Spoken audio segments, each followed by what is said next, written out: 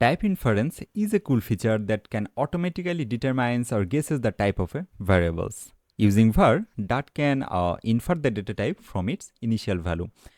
For example, we can write var name equal my name. As we are assigning a string here, the compiler will infer the data type from it, which is a string. We can see the runtime data type as well.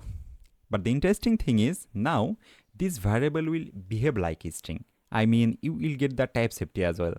Let's assign an integer here, and the compiler will give an error that you can't assign an int to a string, but we can replace it with another string.